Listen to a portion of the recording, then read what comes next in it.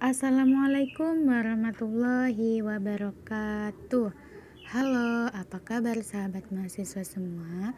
Semoga kita selalu sehat dan tetap semangat ya. Dan kita doakan semoga pandemi ini segera berakhir. Perkenalkan, nama saya Anna Mayuha. Saya mahasiswa Pendidikan Kimia Universitas Sultan Ageng Tirtayasa. Pada pembelajaran kali ini, saya akan menjelaskan mengenai materi kimia fisik tentang potensial kimia dan kesetimbangan kimia. Nah, sebelumnya ada yang tahu tidak terkait potensial kimia dan kesetimbangan kimia itu apa? Yuk, simak penjelasannya. Saya akan mencoba menjelaskan mengenai potensial kimia dan kesetimbangan kimia. Simak ya.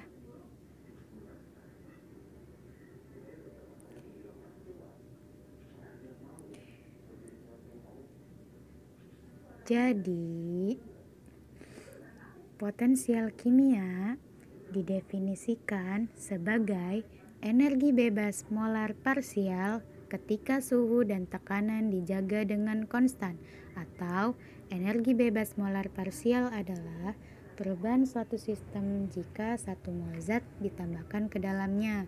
Jika potensial kimia dari suatu komponen tidak sama, maka di dalam setiap fase akan terjadi kecenderungan bagi komponen tersebut untuk berpindah fase, di mana suatu zat yang memiliki potensial kimia yang lebih tinggi akan berpindah menuju ke fase yang memiliki potensial kimia yang lebih rendah.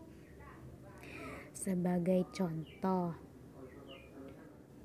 perhatikan campuran es dan air.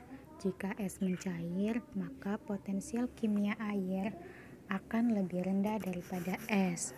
Begitupun sebaliknya, jika air membeku, potensial kimia es lebih rendah daripada air. Potensial kimia merupakan properti intensif karena nilainya bergantung pada keseimbangan relatif suatu komponen yang ada. Maksudnya bagaimana sih sahabat? Jadi maksudnya yaitu kuantitas fisik yang nilainya tidak bergantung pada jumlah zat yang diukurnya, seperti halnya potensial kimia, di mana nilai atau hasil fisik suatu zat ketika mengalami suatu reaksi kimia hanya bergantung pada keseimbangan komponennya dan bukan bergantung pada jumlah zat atau komponen tersebut. Seperti kita ketahui bahwasanya potensial kimia itu merupakan ukuran dari kecenderungan terlepas dari suatu komponen. Jika potensial kimia dalam suatu komponen itu tidak sama dalam setiap fasenya, maka akan terjadi kecenderungan bagi komponen tersebut untuk berpindah dari fase yang berpotensial tinggi menuju fase yang berpotensial rendah. Semata-mata untuk apa? Semata-mata untuk mencapai sistem kesetimbangan. Ketika nilai potensial kimianya sama di dalam kedua fase tersebut, maka sudah tidak ada lagi kecenderungan terjadinya perpindahan kalor atau energi dari satu fase ke fase lainnya. Seperti yang kita ketahui bahwasanya antara potensial kimia dengan kesetimbangan kimia memiliki keterkaitan, di mana dalam hukum termodinamika sendiri dinyatakan bahwa sistem yang tidak berada dalam kesetimbangan akan cenderung bergerak ke arah kesetimbangan seiring dengan berjalannya waktu. Zat kimia dengan potensial kimia tinggi kemudian akan bereaksi dari satu fase ke fase lain untuk menurunkan keseluruhan energi bebas Gibbs dari sistem tersebut. Sebagaimana kita ketahui bahwasanya ciri dari kesetimbangan kimia itu sendiri yaitu hanya terjadi dalam wadah yang tertutup, suhu dan tekanan yang tetap, di mana tidak ada perubahan potensial dan tidak terjadi pertukaran materi antara sistem dan lingkungannya, sehingga dapat dikatakan bahwa reaksi kimia tersebut berada dalam keseimbangan. Contohnya yang terjadi pada air dalam botol tertutup yang diletakkan di bawah sinar matahari, maka lama-kelamaan akan mengembun sehingga air tersebut akan kembali ke dalam botol yang menyebabkan jumlah air dalam botol tersebut tidak berkurang atau tetap, sehingga ia berada dalam keseimbangan. Dalam materi kali ini juga dijelaskan mengenai perubahan fase zat Bagaimana sih mekanismenya? Jadi seperti ini sahabat. Ya, kita ketahui bahwa masing-masing wujud zat baik fase padat, cair atau gas pada umumnya dapat berubah menjadi fase lain yang berbeda dari fase asalnya. Misalnya ketika gas berubah menjadi padatan, maka ia akan mengalami perubahan deposisi. Untuk mengetahui suatu mekanisme perubahan fase tersebut dapat kita lihat dan pahami melalui diagram fase di samping, di mana pada diagram fase tersebut itu sebagai acuan bantuan untuk menggambarkan perubahan bentuk suatu zat pada berbagai keadaan tekanan dan suhu. Diagram ini menjelaskan bahwasanya seiring bertambahnya panas pada sebuah zat, maka temperatur tersebut akan naik sampai pada suatu titik zat tersebut mengalami perubahan fase.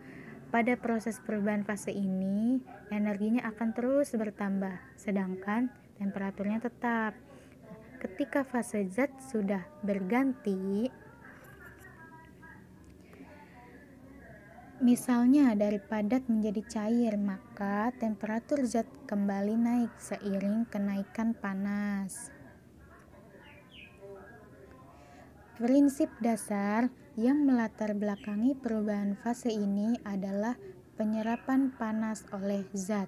Panas ini berupa energi yang mengalir dari sistem ke lingkungan atau sebaliknya.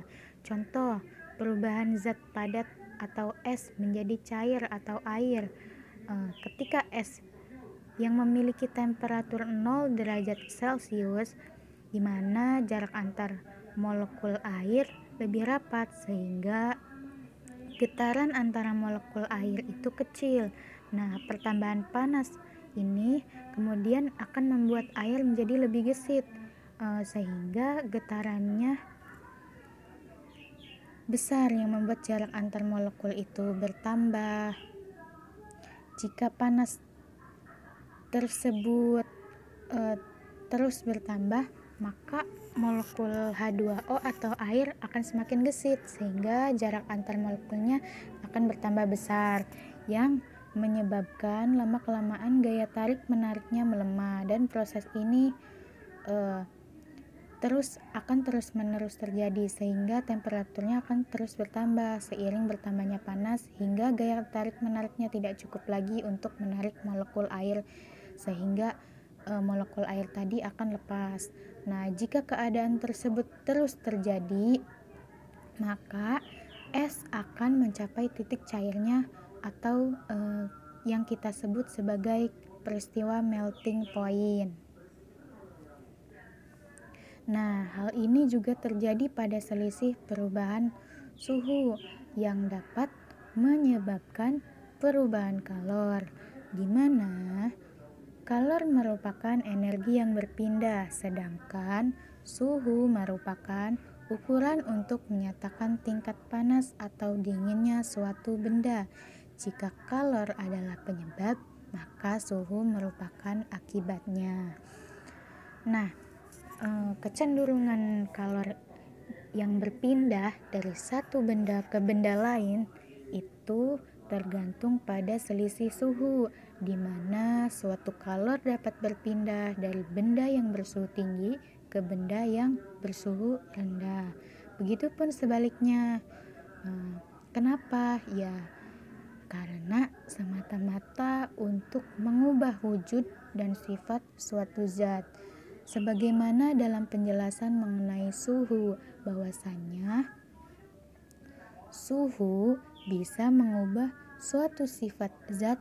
Misalnya, perubahan suhu sendiri dapat menyebabkan pemuaian dan penyusutan suatu zat, dan yang terjadi pada air panas yang dibekukan dalam suhu rendah akan terjadi perpindahan kalor dari suhu tinggi ke suhu rendah, sehingga terjadilah perubahan wujud zat dari fase cair ke fase padatan. Nah, ketika suhunya tidak berubah atau dalam kata lain kita anggap sama, itu artinya suatu sistem atau zat berada dalam keseimbangan. di mana kedua benda tersebut berada dalam posisi bersentuhan dan berdekatan yang cukup lama, yang kemudian akhirnya tidak ada lagi kalor yang mengalir atau berpindah di antara keduanya. Hal ini pun sama juga yang terjadi pada perubahan tekanan, di mana pengaruh perubahan tekanan terhadap kesetimbangan hanya berlaku pada suatu sistem yang melibatkan gas. Berdasarkan asas Le Chatelier, jika tekanan suatu sistem diubah, maka kesetimbangan akan bergeser untuk mengurangi perubahan tekanan tersebut.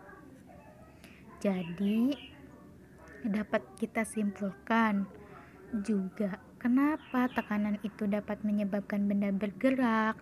Ya, karena yang kita ketahui bahwa benda bergerak pasti ada penyebabnya. Misalkan karena tekanan-tekanan tersebut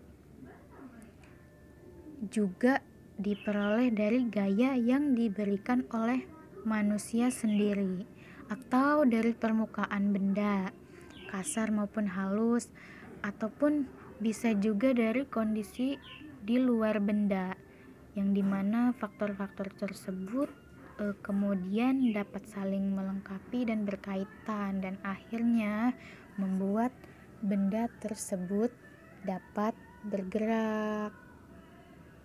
Jadi seperti itu, sahabat. Ya, mungkin itu saja yang dapat saya sampaikan. Semoga bisa difahami dan bermanfaat ya sahabat. Kurang lebihnya mohon maaf. Terima kasih sudah menyimak. Dan sampai jumpa lagi. Wassalamualaikum warahmatullahi wabarakatuh.